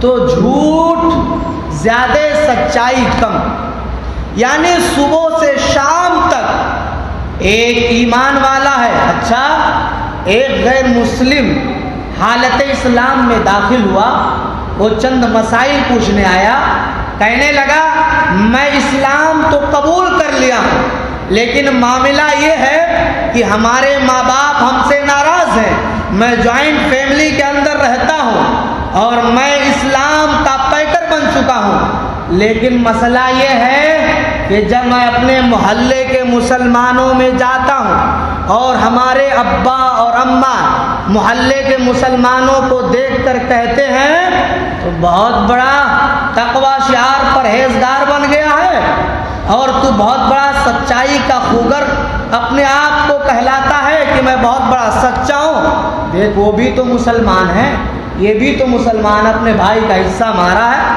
یہ بھی تو مسلمان ہے جو ابھی میرے ساتھ بزنس کر رہا تھا جھوٹ بول رہا تھا، یہ بھی تو مسلمان ہے جو میرے ساتھ یہ کام کر رہا تھا مجھے دغا دے گیا، مجھے جو میرے ساتھ وعدہ خلافی کر گیا، یہ بھی تو مسلمان ہے، اور تو اپنے آپ کو مسلمان کہتا ہے۔ بس میرے ماں باپ کیا کہتے ہیں مولوی صاحب کہ یہ بھی مسلمان، تو بھی مسلمان بنتا، دیکھ مسلمان بننے سے کوئی فائدہ نہیں، یہ بھی جھوٹ بولتے ہیں، کیا مطلب ہے، ہم ہی صحیح ہیں، ہم ہندو ہو کر کے اپنے عہد و پیمان میں، ہم غیر مسلم ہو کر کے اپنے کاروبار میں سچے ہیں، اور تو کیا مطلب ہمارا یہی تو ٹھیک ہے، اس میں جا کر کے کیا ہونا۔ اسی لیے ہم پلٹنے کی کوشش کر رہے ہیں، ہم اسلام سے خارج ہو کر کے ارتداد میں داخل ہو کر کے غیر مسلم بننا چاہتے ہیں۔ اب بتائیے ہمارے اعمال، ہمارے کردار سماج اور معاشرے میں کتنا برا اثر ڈال رہے ہیں۔ اللہ اکبر۔ تو صداقت کیسے حاصل کی جائے یہ سوال ہے، تو جواب یہ ہے کہ صداقت کا سب سے بڑا پیکر شروع کہاں سے ہوتا ہے؟ گھر سے شروعات ہوتی ہے، سچائی کی شروعات گھر سے ہوتی ہے، اور گھر میں کن افراد سے ہوتی ہے کون بتائے گا؟ گھر میں کن افراد سے ہوتی ہے؟ ہاں ماں باپ سے۔ ماں باپ میں سب سے پہلے کن سے ہوتی ہے؟ کن سے ہوتی ہے؟ ہاں اس لیے بولوا رہا ہوں کہ کہیں ایسا نہ ہو میں یہاں ہوں میرا دل مدینے میں ہے اور تم وہی والا مسئلہ کرو کہ مولوی صاحب کہہ رہے تھے کہ بہت زیادہ قرآن و حدیث میں دلیل دی جا رہی ہے، ہم سے دلیل مانگا جا رہا ہے کہ شب برات کا حلوہ کھانا کیسا ہے، بہت فتوے مانگے جا رہے ہیں، کہتے ہیں قرآن و حدیث میں اس کا فتویٰ نہیں ہے، اس کا حل نہیں ہے، دلیل نہیں ہے۔ تو لوگوں سنو، میں یہ بتا رہا ہوں، قرآن اور حدیث سے دلیل دے رہا ہوں، قرآن سے دلیل دے رہا ہوں کہ قرآن کے اندر شب برات کا حلوہ کھانا صحیح ہے، تب تک کھا واہ واہ۔ اس کے بعد کہا دلیل سنو، کہا سننے ہو، کہا غور سے سنو، کہا سننے، کہا سنیے، صاحب بہت کہہ رہے ہیں اس طرح کا اس طرح کا، لوگوں سنو، ان الانسان خلق حلوا، بے شک انسان حلوا کھانے کے لیے، آپ سبحان اللہ، الحمدللہ، ماشاء اللہ، کیا کہنا، ایسا مت بنو۔ ایمان والو، اپنے ایمان کو، اپنے عقیدے کو قرآن و حدیث کے دائرے میں رکھتے ہوئے اپنی زندگی کو ڈھالنے کی کوشش کرو۔ تو شروعات گھر سے ہوتی ہے، گھر میں دو افراد سے، پھر پورے فرد سے ہوتی ہے۔ دو افراد میں سے سب سے پہلی فرد ماں سے ہوتی ہے، ماں کے ذریعے ہوتی ہے۔ کیوں؟ اسی لیے ماں کی طرز زندگی اولاد کے لیے بہت بڑی دولت ہے اور بہت بڑا نمونہ ہے۔ اگر ماں صحیح ہے تو اس کی اولادیں، اس کی نسلیں صحیح ہوں گی۔ اسی لیے ہمارے بزرگ کہا کرتے تھے، ہمارے آبا و اجداد موجود ہیں، کہا کرتے تھے کہ وہ کر نسلیہ دیکھو، شدیہ کرک ہوئے تو وہ کر ننیحال دیکھو، کیسا ہے کہ نہیں؟ وہ کر ننیحال دیکھو کیسن ہے۔ اگر وہ کر ننیحال صحیح ہے تو جان جاؤ کر نسل صحیح ہوئی۔ اب آج کے زمانے میں ماڈرن زمانہ ہے، اب تو کچھ نہیں ہے، ڈگری کے ساتھ ساتھ کالج سے بہو بھی آ جائے، ہے کہ نہیں ہے؟ ایک ڈگری تیار ہوئی ہے اور دوسری ڈگری ہولڈر آ گئی ہے کہ نہیں ہے؟ برا لگے گا تو معاف کیجئے گا، ایک ڈگری ہو رہی ہے، دوسری ڈگری اور ہو جا رہی ہے۔ اب مولوی صاحب آ گئے، آئیے مسجد میں نکاح پڑھا دیجئے، اچانک میں معاملہ طے تمام کیا گیا، رشتہ ہو گیا۔ باپ چھپا رہا ہے لیکن چھپے گی کب تک؟ کالا ظاہر ہوگا، اس دنیا کے اجالے میں اجالا پن آئے گا۔ میرے بھائیوں، تو جب ایسی ماں آئے گی، ایسی ماں، ایسی ماں جب کبھی کوئی رشتہ دار آئے، آج معاملہ یہ ہے، طریقہ یہ ہے، حق کہوں گا تو برا لگے گا، سچ بولوں گا تو زبان پر تالے لگائے جائیں گے۔ میرے بھائیوں، معاملہ یہ ہے کہ آج عورتوں کے آگے مردوں کا نہیں چلتا، چلتا ہے، اگر چلانا ہے تو آج جا کے دیکھنا، اللہ ماشاء اللہ، سب کی بات نہیں، تقوی شعار اللہ والی ایسی ہے جو اپنے شوہروں کے نقش قدم پر جناب محمد الرسول اللہ کی اتباع کرتے ہوئے نقش قدم پر چلتی ہیں۔ اللہ اکبر! ایسی ماں اور بہنوں کو اللہ تعالیٰ جنت الفردوس میں اعلیٰ مقام عطا فرمائے۔ لیکن اب آج کیا کہتا ہے آدمی؟ ایک صاحب تو یہ کہنے لگے، مولوی صاحب کا ٹفن جاری ہوتا ہے مسجدوں میں، تو کیا کہنے لگے کہ ذرا اپنے یہاں سے بھی کھانا جاری کرا دینا۔ ڈاکٹر صاحب ڈاکٹر تھے، اب اس کے بعد کیا جواب دے رہا؟ ڈاکٹر کا جواب سنیے، ہماری بیوی مولوی کو اور کھانا کھلا۔ میں نے کہا پتہ کیجئے، اس کا بایو ڈاٹا نکالیے، پتہ یہ چلا چھڑی سے روز مار کھاتا ہے، خود ہی نہیں کھانا پاتا، خود ہی نہیں کھانا پاتا۔ بایو ڈاٹا نکالیے، پتہ چل جائے گا۔ ایسے لفاظی اور ایسے تکلم بازی کرنے والے کے لیے تو نکالا گیا، تو آج کہتے ہماری بیگم فری ہے۔ کیوں نہیں؟ کالج سے فری ہو کر کے آئی ہے، ننیحال کے نانی کا حسب و نسب نہیں دیکھا گیا۔ کہتے ہیں کوئی رشتہ دار آیا، کیا ہے، بیٹھ گئی بغل میں، کھٹا چلے گا، میٹھا چلے گا، ٹھنڈا چلے گا، کیسا چلے گا؟ آؤ سب آؤ، ہاں welcome to you, welcome to you, سب ہے۔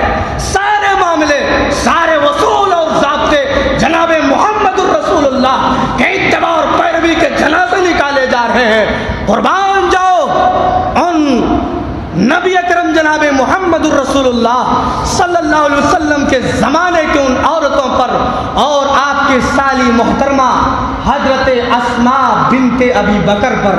آئیے دیکھیے، حضرت اسماء بنت ابی بکر رضی اللہ تعالیٰ عنہ جناب محمد الرسول اللہ صلی اللہ علیہ وسلم کی سالی محترمہ ہیں۔ چنانچہ اللہ کے رسول جناب محمد الرسول اللہ صلی اللہ علیہ وسلم کی سالی محترمہ کی جو شادی زبیر بن عوام سے ہوئی تھی، یہ بھی صحابی رسول ہیں، وہ سالی محترمہ پر قربان جائیے اسما بنت ابی بکر پر. ان کے پاس ایک گھوڑا تھا, ایک سواری تھی. اس گھوڑے کے جو ہے کھانے اور پینے کا سامان جو ہے کھیت سے لے کر کے آیا کرتی تھی, دانے چپ کر کے لاتی تھی. اور اللہ کے رسول جناب محمد الرسول اللہ صلی اللہ علیہ وسلم کی سالی محترمہ ایک مرتبہ آ رہی تھی. راستے کے اندر اللہ کے رسول کی ملاقات ہو گئی. اللہ کے رسول جناب محمد الرسول اللہ صلی اللہ علیہ وآلہ وسلم نے کیا کیا حضرت اسما کے لحاظ میں, اپنی رشتہ داری کے لحاظ میں اپنی سواری کو بٹھا دیا کہ اسما سوار ہو جائے. بھاری برکم بوجھ لی ہوئی ہے, ایک بھاری برکم بوجھ کا معاملہ بھی حل ہو جائے گا. چنانچہ حضرت اسما رضی اللہ تعالیٰ عنہ کچھ نہیں بول رہے, کوئی نہیں جواب دے رہی ہو. وہ جناب محمد الرسول اللہ صلی اللہ علیہ وسلم جو شرم و حیا کے پیکر تھے, اپنی سواری کو کچھ دیر روکے رہے. حضرت اسما نہیں سوار ہوئی. پھر پیارے رسول جناب محمد الرسول اللہ صلی اللہ علیہ وسلم اپنی سواری لے کر کے روانہ ہو گئے, اور حضرت اسما نہیں آئی ساتھ میں. اور جب اپنے گھر پہنچی تو اپنے شوہر زبیر بن عوام سے سارا ماجرا بیان فرمایا کہ اے میرے شوہر نامدار, محمد کریم مجھ سے ملے تھے اور مجھے سواری پر بیٹھا رہے تھے. حضرت زبیر بن عوام کہہ رہے تھے کہ اے میری پیاری زوجہ محترمہ, تم سوار ہو جاتی, کیا معاملہ تھا, ساتھ میں چلی آ جاتی, کوئی مسئلہ نہیں تھا. حضرت اسما کا جواب سنیے, صحیح حدیث ہے, واقعہ صحیح حدیث کے اندر نقل ہے.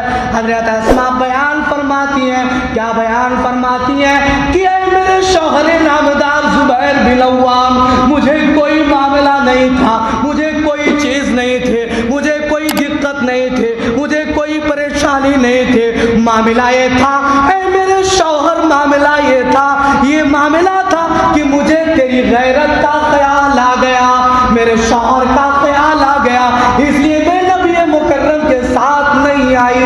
اور آپ کھٹا چلے گا, میٹھا چلے گا, ٹھنڈا چلے گا, سب چلے گا. حضرت بھی فری, بیگم بھی فری. کل کے دن معاملہ آیا, بیگم فرار, مولوی صاحب دعا کرو. اب دعا سے تھوڑی پتہ چلے گا. ایک نام نہیں بتاؤں گا, ایک دم سچا واقعہ بیان کرتا ہوں اس لیے کہ بات دل میں اتر جائے. ایک لڑکی بھاگی اعظم گڑھ سے, معاملہ آیا بمبئی میں, آدمی آیا, مولوی صاحب ذرا کچھ بتاؤ, حل ول ہے دعا کے ذریعے. دعا کے ذریعے بھاگ گئی, بتانے کا کون دعا کے ذریعے حل کرے گا, نہیں مل سکتی ہے. کیوں, اگر کرے گا بھی تو فراڈ ہوگا, کیونکہ اللہ کے علاوہ کوئی اور غیبی باتیں نہیں جانتا. یہ سارے معاملے, یہ سارے وصول ہے. تو صداقت کا معاملہ ماں کی گود سے شروع ہوتا ہے. صداقت حاصل ہوگی کہ ایک ماں کو سچا ہونا چاہیے, سچائی کا پیکر ہونا چاہیے. کیونکہ امی جان جب صحیح ہوگی تو صحابہ کرام کی واقعہ سنائیں گی, خالد بن ولید کی واقعہ سنائیں گی. بوڑھی مائیں پہلے کیا کرتی تھی, سورہ یاسین پڑھتی تھی, اور صحابہ صحابیات کے واقعہ بیان کرتی تھی. تو چھوٹے چھوٹے بچے پوچھتے تھے, دادا بتاؤ یہ معاملہ کیسا ہے, ایسا, ہاں صحابی نے ایسا کیا تھا, ہاں صحابہ ایسے تھے, ہاں. اور آج کی اماں یہ سیریل وہ سیریل کا کیا, زیادہ کچھ نہیں. پڑوسی میں بچے چلے جاتے ہیں تو ڈوری مون دکھاتے, کارٹون دکھاتے. جب آج کی اماں ڈوری مون کارٹون دیکھیں گی اور ایکٹنگ دیکھیں گی تو کیا سچائی بتائیں گی. خود جھوٹے کی پیکر, جھوٹائی پہ آمادہ, تو کیسے سچائی کی پیکر بن سکتی ہے. اور ایک باپ جسے دین سے کوئی واسطہ نہیں, یاد رکھو جب ہم بے نمازی ہوں گے تو اپنی اولاد کو نماز پڑھانے کی ترغیب دیں گے تو نہیں ہو سکتا ہے. اسی لیے عمل ضروری ہے صداقت کے پیکر میں. تو صداقت کا پیکر آدمی کہاں سے بنے گا, حاصل ہوگی اس کے ماں باپ سے, اس کے گھر والوں سے. اس کے بعد آئیے صداقت کہاں سے حاصل ہوگی. صداقت اسے اللہ تعالی کی معرفت اور اس کی قدرت سے، اللہ کی معرفت اور اس کی قدرت سے میں سوال کرتا ہوں کہ اس کائنات کی سب سے بڑی سچائی کیا ہے؟ کیا ہے؟ ہاں، اللہ کی توحید، اور سب سے بڑی جھوٹائی شرک ہے۔ تو جب آدمی اللہ کی معرفت اور اس کی قدرت کو سمجھ لے گا تو ایٹومیٹک کیا ہو جائے گا؟ سچا ہو جائے گا۔ کیا ہو جائے گا؟ سچا ہو جائے گا۔ اور سچائی کے لیے سب سے بہترین اصول کیا ہے؟ کیا ہے؟ قرآن اور حدیث ہے۔ کیونکہ دنیا کے اندر دو ہی چیزیں ایسی ہیں جس پر اعتماد کیا جا سکتا ہے اور کسی کے اوپر اعتماد نہیں کیا جا سکتا ہے۔ بدل بھی سکتی ہیں، نہیں بھی بدل سکتی ہیں، لیکن دو چیزیں ایسی ہیں جو ہمیشہ سے ہیں اور ہمیشہ رہیں گی۔ تو اسی لیے سچائی کو اگر حاصل کرنا ہے تو اللہ کی قدرت اور اس کی معرفت کو ہمیں حاصل کرنا ہوگا، جاننا ہوگا۔ اور ساری باتیں ہیں اور ساری چیزیں ہیں۔ اب آئیے، آدمی جھوٹ کہاں بول سکتا ہے؟ 3 مقامات ایسے ہیں جہاں پر جھوٹ کے جوازات کا حدیث کی روح سے فائدہ جو ہے کچھ ثبوت ملتا ہے۔ ایک تو لڑائی کے وجہ سے کہ لڑائی کے میدان میں اگر جایا جائے تو اگر دکشن جا رہے ہیں تو اسے اتر بتا کے جا سکتے ہیں، صحیح اور درست ہے۔ اور ایسے ہی 2 بھائی اگر لڑ رہے ہوں تو اگر دونوں کے دلوں کے اندر کدورت ہو گئی ہو تو وہاں اپنی طرف سے کچھ بات ملا دی جائے کہ ارے تمہارا بھائی تو تمہارے تئیں اچھا گمان رکھتا ہے، تو تم یار ایسے ہو جاؤ، ایسے ہو جاؤ، اور تمہارے لیے ایسی ایسی بات کہتا تھا، تو وہاں پر یہ چیز کیا ہے؟ جائز ہے۔ اب لیکن یہاں جب بولنا ہے تو آدمی کیا کرتا ہے؟ جھوٹ میں جھوٹ ملا کے اور بغاوت کرا دیتا ہے۔ تیسری چیز جو ہے وہ عورت کا مسئلہ ہے، عورت کا معاملہ ہے کہ ازدواجی زندگی کو امن و سکون سے رکھا جائے، قائم رکھا جائے، اس کے لیے ذرا بیوی محترمہ سے کچھ ادھر ادھر کی بہتی باتیں۔ اب یہ نہیں کہ جھوٹ کا مطلب یہاں ایک ہے، باہر ہماری 4 گھوم رہی ہے سیٹنگ والی، اور اس کے بعد گھر آ رہا ہے، بیگم جان گئی، پکڑ پٹائی لے پھنٹا، پہنچا وہاں سسرال میں معاملہ، ساس سسر بولے کیا مسئلہ ہے؟ بولا تمہاری بیٹی ایسی ہے ویسی ہے، یہ ہے وہ۔ یہ نہیں کہہ رہا ہے کہ میرا چل رہا دھندا کہیں اور سے، بزنس الگ سے چل رہا، یہ والا جھوٹ نہیں، وہ والی باتیں کہ زندگی میں امن قائم رہے، سکون قائم رہے، مزے اور لطف آئے، وہ والے معاملہ۔ در حقیقت یہ جھوٹ بھی نہیں ہے، یہ بھی سچ کے زمرے میں داخل ہے۔ تو یہ صداقت کے تعلق سے پہلو آپ کے سامنے میں نے پیش کیا۔ اب آئیے امانت کے تعلق سے تھوڑی سی بات کر کے بات کو ختم کرتا ہوں۔ امانت کہا جاتا ہے اسے کہ آدمی کا ایک دوسرے آدمی پر اعتماد اور بھروسہ، ایک آدمی کا دوسرے آدمی پر اعتماد اور بھروسے کو کیا کہا جاتا ہے؟ کیا کہا جاتا ہے؟ امانت کہا جاتا ہے۔ شریعت کی اصطلاح میں یہ لفظ بہت عام ہے اور بڑی وسعت رکھتا ہے۔ کہا اسے جاتا ہے کہ آدمی کے اس کے حق کو پورا ادا کر دیا جائے، اسی کو کیا کہا جاتا ہے؟ امانت کہا جاتا ہے۔ آدمی کے حقوق کی کما حق ادائیگی کا نام کیا ہے؟ امانت، اسی کو امانت کہا جاتا ہے۔ اب اگر اتنی بات سمجھ میں آ گئی ہے تعریف، تو میں سمجھتا ہوں بات کو آگے بڑھایا جائے۔ بات کو آگے بڑھاتے ہوئے کہتا ہوں، امانت صرف یہ نہیں ہے کہ دولت دی جائے، پیسہ دیا جائے وہی امانت، سمجھے کہ نہیں؟ امانت زندگی بھی ہے، امانت سلطنت بھی ہے، امانت امامت بھی ہے، امانت عہدہ بھی ہے، امانت جو ہے اور سارے جاہ و منصب ہے، یعنی بہت لمبا عموم اور بڑی لمبی وسعت رکھتا ہے امانت اپنے اندر، شریعت کے مفہوم کے اندر۔ اسی لیے اللہ تعالیٰ نے قرآن کریم کے اندر کیا بیان فرمایا؟ سورہ زمر کی آیت کریمہ ہے ان اللہ یامرکم ان تؤدوا الامانات الی اہلہا۔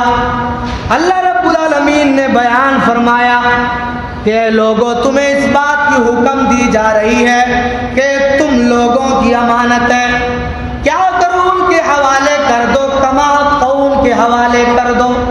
اسی لیے جناب محمد الرسول اللہ صلی اللہ علیہ وآلہ وسلم نے حضرت عثمان بن طلحہ شیبی سے، جنہیں خانہ کعبہ کی چابی فتح مکہ کے موقع پر دیا گیا تھا، ان کے سپرد کیا گیا تھا، اللہ کے رسول جناب محمد الرسول اللہ صلی اللہ علیہ وآلہ وسلم نے کیا کیا تھا؟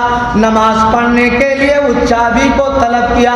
اللہ کے رسول نماز کی ادائیگی کرنے کے بعد جب آپ باہر آئے تو حضرت عثمان بن طلحہ شیبی کو جب چابی دیا تو پیارے نبی نے آیت کریمہ تلاوت فرمائی ان اللہ یامرکم ان تؤدوا الامانات الی اہلہا۔ اللہ رب العالمین نے بیان فرمایا کہ لوگوں کی ان کی امانت ہے جو ان کے حوالے کما حق کر دی جائے۔ امانت استعمال کیا گیا ہے، یعنی اس کے اندر بڑی وسعت ہے۔ اب اللہ تعالیٰ نے ہمیں زندگی دی ہے، یہ کیا ہے؟ امانت ہے، امانت۔ اب اگر ہم خلاف ورزی کریں گے تو کیا ہوگا؟ یہ کیا ہوگا بتائیے؟ خیانت ہوگا۔ کیا ہوگا؟ خیانت ہوگی۔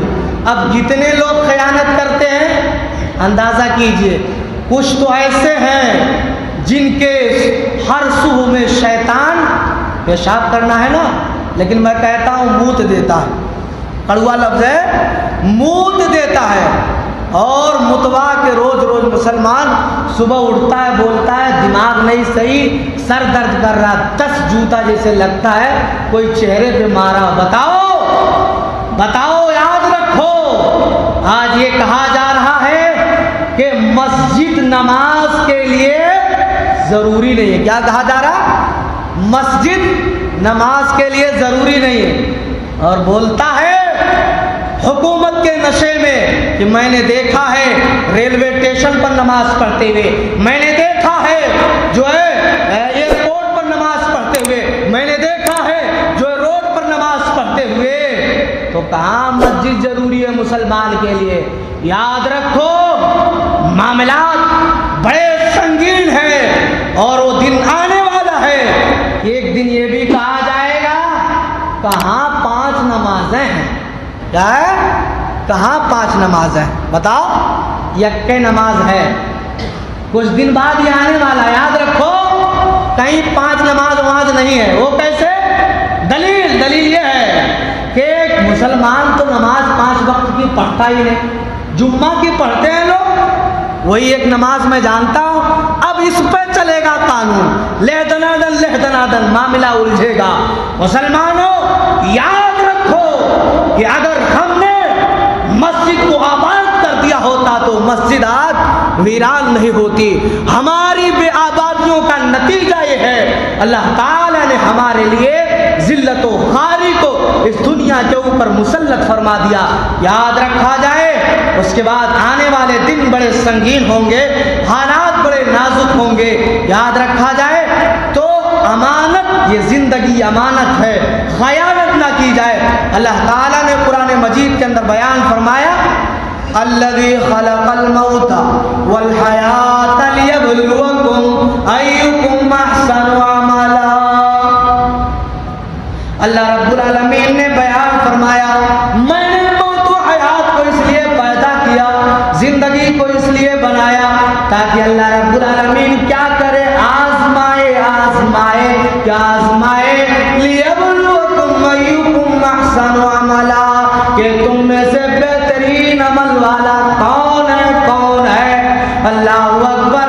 آج عبد الرحمن ہے لیکن عملوں میں کوتاہی کرتا ہے، تو یاد رکھو اللہ رب العالمین نے بیان فرمایا کل قیامت کے دن جب میزان عدل قائم کیا جائے زلزال کی آیت کریمہ یاد رکھو، وَمَن يَعْمَلْ مِثْقَالَ ذَرَّةٍ خَيْرًا يَرَهُ وَمَن يَعْمَلْ مِثْقَالَ ذَرَّةٍ شَرًّا يَرَهُ۔ اللہ رب العالمین نے بیان فرمایا کہ ذرہ برابر نیکیاں، اس کے نیکیوں کا پورا اجر اللہ قیامت کے دن دے گا، اور اللہ رب العالمین اس کے برائیوں کا پورا بدلہ کل قیامت کے دن دے گا۔ اسی لیے اللہ رب العالمین نے دوسرے مقام پر بیان فرمایا وَمَا أَنَا بِالظَّلَّامٍ لِّلْعَبِيدِ۔ اللہ رب العالمین نے بیان فرمایا آج کے دن کسی بندے پر ظلم نہیں کیا جائے گا، یعنی بالکل فیصلہ میزان کے ترازو میں عملوں کے بقدر اللہ صادر فرمائے گا۔ مسلمانوں، حسرت و افسوس مت بہانا، اسی لیے زندگی امانت ہے، خیانت نہ کی جائے۔ اور جانتے ہو، یاد رکھو، آدمی دلیل دیتا، کیا دلیل دیتا ہے؟ آج مسلمان داڑھی نہیں رکھتا تو غیر کیا کہتا ہے؟ حالات آپ نے دیکھا ہوگا، میں حالات کا آئینہ تھوڑا دکھانا چاہتا ہوں۔ حالات آپ نے سنا ہوگا کہ آج دلیل دی جا رہی ہے کہ مسلمانوں کا شعار یہ داڑھی نہیں ہے۔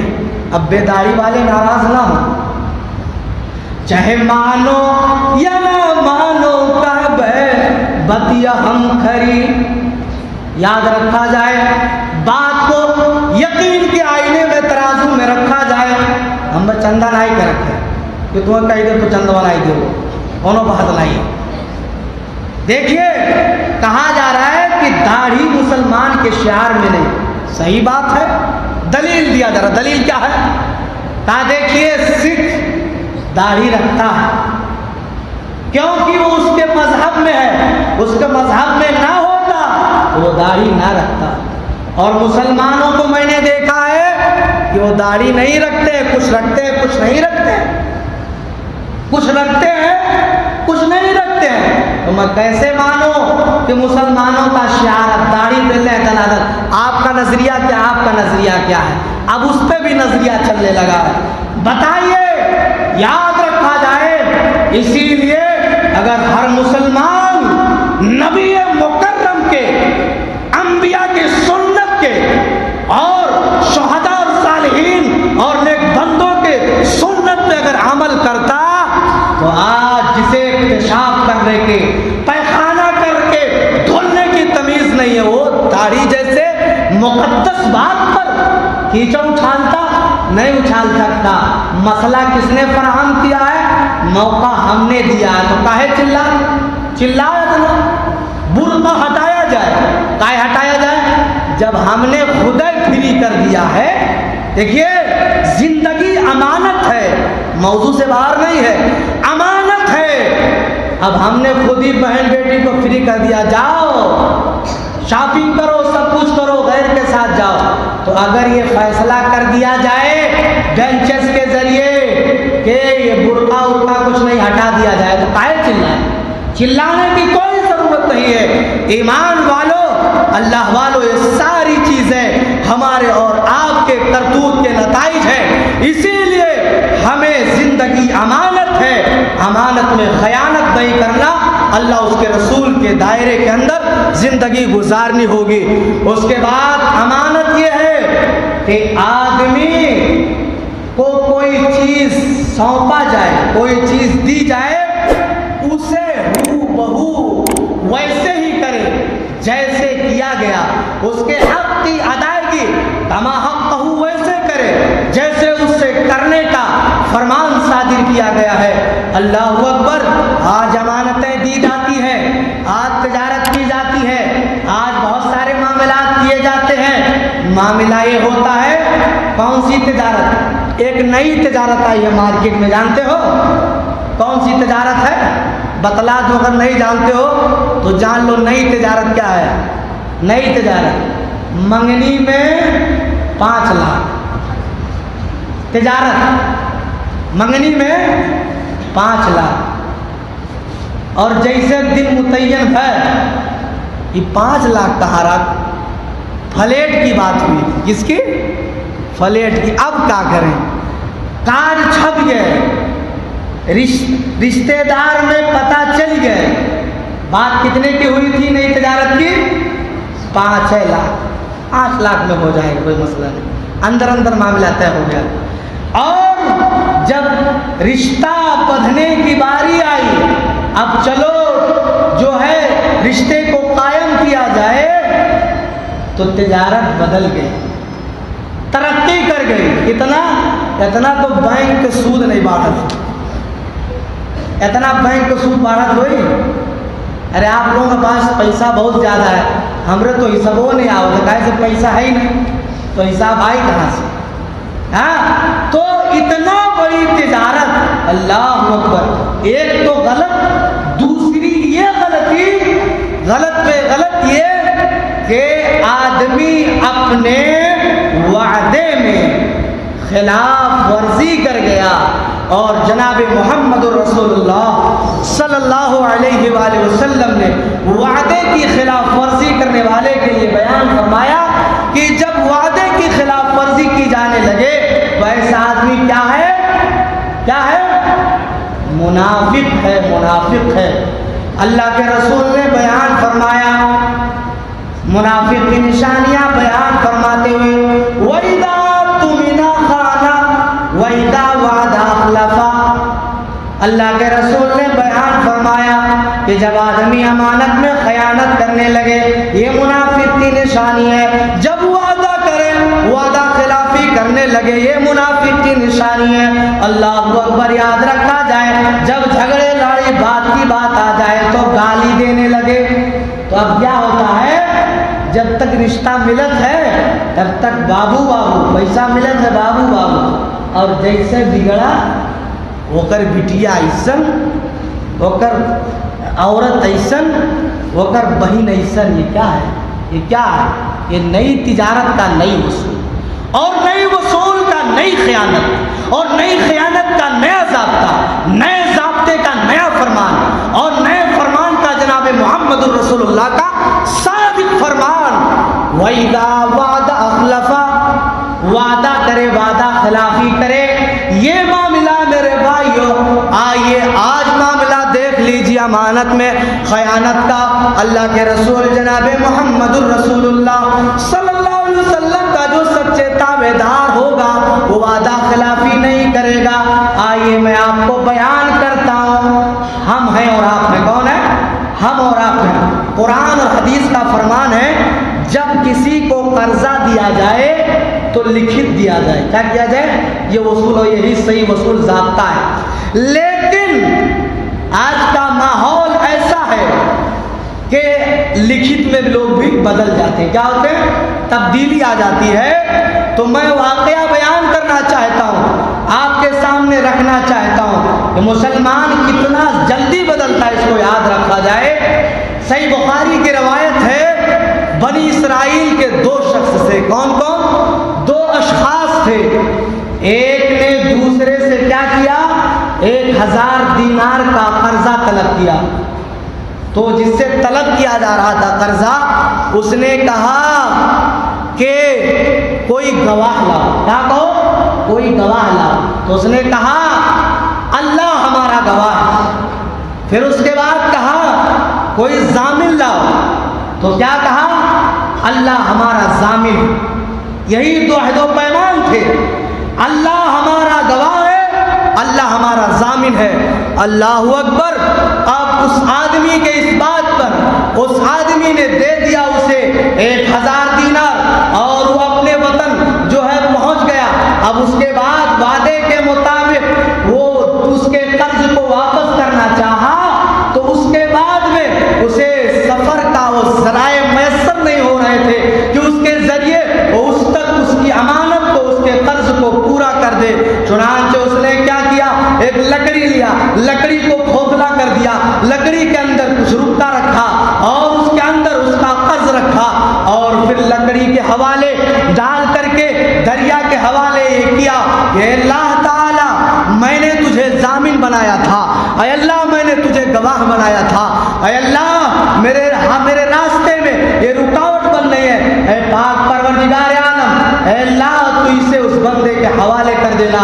چنانچہ وہ بندہ دریا کے کنارے انتظار کرتا رہا، وعدے کے مطابق سورج غروب ہونے والا، غروب ہو گیا، دیکھا دور نظر سے ایک لکڑی آ رہی ہے۔ اس نے کیا کیا، اس لکڑی کو نکالا، نکالنے کے بعد وہ سوچا کہ لاؤ یہ ہمارے جلانے کے کام آ جائے گا، کھانا پکانے کے کام آ جائے گا۔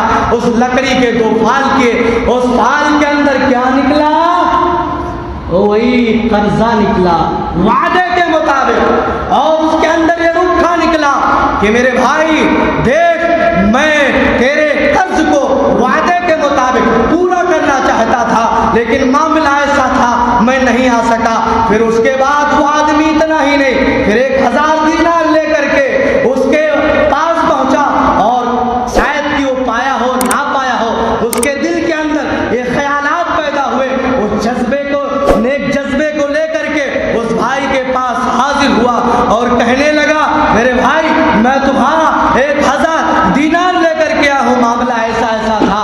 چنانچہ اس کو پتا تھا کہ مل گیا تھا، رکے کے ذریعے سارے حالات کی خبر کا میرے بھائی کوئی ماجرا نہیں، کوئی مسئلہ نہیں۔ دیکھیے جب اللہ پر ایمان، رسول اللہ پر ایمان اور آدمی کی صداقت پر ایمان رہے گا تو کبھی بھی امانت میں خیانت نہیں کرے گا، ورنہ 10 پنچ 10 گواہ لے لو، کل کے دن کیا کہے گا، پنچن کے بدیا ٹھیک پٹوا ہماری نہیں گئی، تو چاہے کتنوں کو ہم کہاں لیے رہے قرضہ۔ اتنا صاف جھوٹ، اتنا سفید جھوٹ کہ شیطان بھی ایسا جھوٹ نہ بولے، اور اگر اسے مل جائے تو یہ فرار بھی ہو جاتا ہے۔ لیکن واقعہ بیان کر کے بات کو ختم کرتا ہوں، کیونکہ شیخ مکرم کا وقت ہو گیا اور ہم سے فاضل ہے، اور الحمدللہ اچھے اخلاق اور اچھے سیرت کے مالک ہیں اور علم میں فوقیت رکھتے ہیں، تو میں ان کی موجودگی میں زیادہ وقت نہ لیتے ہوئے ایک واقعہ بیان کر کے امانت کے تعلق سے اپنے موضوع کی پورا کر رہا ہوں۔ اللہ کے رسول جناب محمد الرسول اللہ صلی اللہ علیہ وآلہ وسلم جب مکے سے مدینہ ہجرت کرنے والے تھے، ان کو فارغ مکہ کے ستائے جانے پر، تو اللہ کے رسول صلی اللہ علیہ وسلم نے اپنے بستر پر جسے سلایا تھا، وہ شخصیت کون تھی، وہ شخصیت کون تھی؟ ہاں اب رافضی اور شیعہ کو ایک نقطہ مل رہا ہے، کیا او نبی اتنا اعلیٰ کہ علی کو مروائے اپنا بھاگ جائے۔ اب ہمارے ذہن، ہمارے کالج والے ہاں ہاں ہاں صحیح ہے، کیونکہ اسے فارمولا پڑھایا گیا A+B کا ہول اسکوائر کتنا ہوتا ہے، A+B² اکول A²+2AB+B²۔ اب اسی فارمولے میں یہ تو ہاں ہاں یار صحیح بات ہے، نبی نے علی کو مروایا۔ اب سبحان اللہ الحمدللہ کہنے لگا مولوی، اور اسی میں چکر میں چلا گیا۔ اب اس کے بعد آیا کہنے لگا ارے جو مولوی سب بتا رہے ہیں نا، یہ سب قرآن و حدیث کی پرانی باتیں ہیں، یہ سب معاملہ گڑبڑ ہے، اصل نئی ریسرچ ہے ایک مولانا کے ذریعے۔ کون مولانا؟ آج کل 3 مولانا بڑے فیمس ہیں، جانتے ہو 3 مولانا کون کون ہیں؟ مولی گوگل، مولی واٹس ایپ، مولانا فیس بک، یہ تینوں علامہ نے سارے مولویوں کے ناک میں دم کر رکھا ہے۔ حقیقی علماء کے جو ہے ذہنی اور دلی اطمینان کو اجاڑ کر کے رکھ دیا ہے، اور جب یہ جوان آگے چلتا تو کہتا مولوی مانے کا، یاد رکھو مولوی تو وہ ہے، کون ہے، کون ہے جس نے اس ہندوستان میں تمہارا وجود بخشا ہے، تمہارا وجود بخشا ہے۔ ڈاکٹر صاحب، ماسٹر صاحب، مسٹر صاحب، سسٹر صاحبہ، ڈگری ہولڈر صاحبہ، سب فیل ہے۔ ہنس رہے ہو؟ ہنسنے کی بات نہیں ہے۔ اس مائی کا لال، اس نبی اکرم کے سنت پر اپنی زندگی کو قربان دینے والا، اس اپنے حیات و فکر کو ایک نئی فکر اور ایک نئی زندگی بخشنے والا، عرب و عجم میں اپنا ایک چھاپ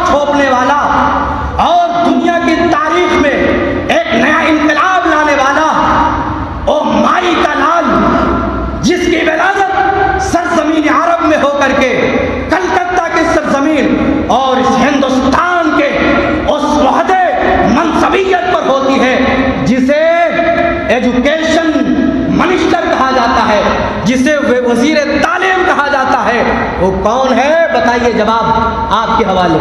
ارے بولیے، کون ہے؟ مولوی ہے۔ یاد رکھو، مسجدوں سے جڑو رہو، علماء سے جڑے رہو، تخصص برقرار ہو جائے گا۔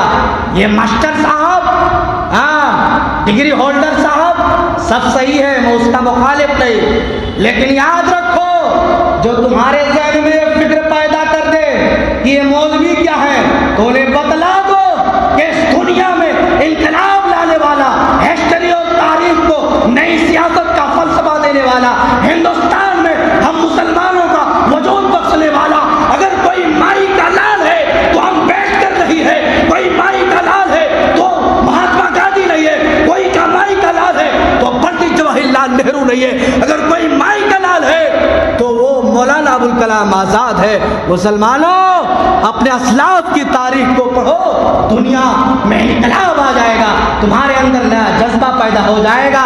تو میں بات یہ کہہ رہا تھا کہ جناب محمد الرسول اللہ صلی اللہ علیہ وسلم نے اپنے بھائی، اپنے داماد حضرت علی رضی اللہ تعالیٰ عنہ کو کیوں سلایا تھا؟ بستر کے اوپر کیوں سلایا تھا؟ مروانے کے لیے نہیں، نقطہ یاد رکھو، نہیں تو چھوڑا جائے گا، اور چھوڑا گیا ہے اور چھوڑا جا رہا ہے، ایک کے پڑیا چھوڑ دے رہا ہے، اب سب کے پاس پہنچ رہا ہے، اب سب لوگ اسی میں جا رہے ہیں۔ اسی لیے جب کسی معاملے میں شک ہو، کیونکہ صداقت کا پیکر میں نے بتایا، دع ما یریب الی ما یریب، جس کے بارے میں شک پیدا ہونے لگے اسے چھوڑ دو، جس کے بارے میں اطمینان پیدا ہو جائے وہی سچائی ہے۔ اگر تمہیں شک ہو رہا، علماء سے رجوع کرو، مسٹر اور سسٹر اور دیگر رجسٹرار سے مت رابطہ قائم کرو دین کے معاملے میں، ورنہ تمہاری ملت تخصص جو ہے برباد ہو جائے گی، برباد ہو جاؤ گے میرے بھائیوں۔ تو آئیے، جناب محمد الرسول اللہ صلی اللہ علیہ وآلہ وسلم نے کہا تھا، اے علی، یہ مکہ کے لوگوں کی، فلاں فلاں لوگوں کی فلاں فلاں امانتیں اتنی اتنی ہیں، تم انہیں فلاں فلاں لوگوں کے حوالے کر کے آنا۔ یہ امانت کا، صداقت کا ایک بہترین پیکر ہے اور ایک بہترین دلیل ہے جو ہم سب کے لیے آئیڈیل اور نمونہ ہے، کیونکہ جناب محمد الرسول اللہ صلی اللہ علیہ وسلم کے اسوہ ہی میں کامیابی ہے اور کامرانی ہے۔ اور میں یہ بات پھر سے کہہ رہا ہوں کہ دنیا میں زندگی گزارنے کے دو ہی اصول ہیں، کون؟ امانت داری اور سچائی۔ اگر یہ دو ختم ہے تو سب معاملہ ختم ہے، یہ دو ختم ہے تو قیامت قریب ہے، یہ دو جو ہے جب پائے ہی نہیں جائیں گے تو قیامت آ جائے گی، کیونکہ سب سے بڑی سچائی اللہ کی توحید ہے، سب سے بڑی جھوٹائی شرک ہے۔ جب اللہ کی توحید نام لیوا کوئی نہیں رہے گا، اس دنیا کا خاتمہ ہو جائے گا، اس دنیا سے ہم مٹ جائیں گے اور دنیا کا خاتمہ ہو جائے گا۔ انہی باتوں پر میں بات کو ختم کرتے ہوئے میں چند شکریہ اور تشکر و اطمینان کے جملے اپنے آپ تمام احباب کے لیے اور اپنے اس شیخ مکرم فضیلت الشیخ عبدالخالق قصری اور تمامی احباب کے حوالے سے کہہ رہا ہوں کہ آپ ایسی دینی مجلسوں کو سجائیے اور اس دینی محفلوں میں شامل ہوئیے، بہت فائدہ ہے، دنیا و آخرت میں کامیابی ہے، اسلام کا صحیح پیغام جائے گا۔ اب میں دوسری شکر اور اطمینان کا پہلو میں اپنے شیخ مکرم فضیلت الشیخ محمد مصطفیٰ اجمل مدنی حفظہ اللہ، جو محدث ہے، جو حدیث کا درس دینے والے، جو ایک شاعر کی حیثیت بھی رکھتے ہیں، الحمدللہ بیانات بڑے اچھے اور کتاب و سنت کی روشنی میں ہوا کرتے، انشاءاللہ تعالیٰ ابھی ہم اور آپ سنیں گے۔ میرے بھائیوں، اللہ تعالیٰ سے دعا ہے اللہ رب العالمین ہمیں کتاب و سنت کے آئینے میں زندگی گزارنے کی توفیق عطا فرما۔ اے الہ العالمین، اے پاک پروردگار عالم، اے رب العالمین، اے اللہ ہم سب کو امانت و صداقت کا پیکر بنا دے مولا۔ اے اللہ ہمارے کہنے میں اگر کوتاہی ہوئی ہے، الہ العالمین تو ان کوتاہیوں کو معاف فرما مولا۔ اے الہ العالمین، ہمارے اندر جو خرافات ہے واہیات ہے سب کو تو دور فرما مولا۔ اے اللہ اس مجلس کے سجانے والے، اس مجلس میں شامل ہونے والے، اے اللہ تمام احباب کے اس اعمال صالحہ کو قبول فرما کر جنت الفردوس میں اعلیٰ مقام عطا فرما مولا۔ اے اللہ ہم مقروض ہیں، اے اللہ ہمارے قرض کی ادائیگی کی توفیق عطا فرما مولا۔ اے اللہ ہم پریشان حال ہیں، اے اللہ تو ہماری پریشانیوں کو تو دور کر دے مولا۔ اے اللہ ہمارے کاروبار ٹھپ پڑ چکے ہیں، اے العالمین تو ہمارے کاروبار میں دن دگنی رات چوگنی کی طرح ترقی عطا فرما مولا۔ اے العالمین اے پاک پروردگار عالم، اے اللہ رب العالمین ہمارے بہت سے معاملات الجھے ہوئے ہیں، بیٹیوں کا رشتوں کا معاملہ ہے اور سارا جائز معاملہ ہے، اے اللہ ہمارے ہر جائز خواہیوں کو تو پورا فرما مولا۔ اے اللہ ہمارے آبا و اجداد جو اس دنیا سے چلے گئے، جن کا خاتمہ کلمہ توحید پر ہوا ہے، اے العالمین تو ہمارے آبا و اجداد کو جنت الفردوس میں اعلیٰ مقام عطا فرما۔ اے اللہ رب العالمین اے پاک پروردگار عالم، جب تک ہم اس دنیا کے اندر زندہ رہیں، ایمان و اسلام پر زندہ رہیں۔ ارے یار پیٹرول اور ڈیزل کی قیمت تھوڑی مانگ رہا ہوں آپ سے۔ اے اللہ جب تک ہم اور آپ اس دنیا کے اندر زندہ رہیں، ایمان و اسلام پر زندہ رہیں۔ ہاں لگا سستا ہے۔ اے اللہ تبارک و تعالیٰ، اے اللہ جب ہم اس دنیا سے جائیں تو حالت اسلام پر جائیں۔ اے اللہ جب ہم اس دنیا سے حالت اسلام پر چلے جائیں، اے العالمین تو تیری نصرت کا واسطہ، اے اللہ تیری رحمت کا واسطہ ہم تمام موحدین بندوں کو جنت الفردوس میں اعلیٰ مقام عطا فرمائے، آمین تقبل یا رب العالمین۔ اس شعر کے ساتھ بات کو ختم کرتا ہوں۔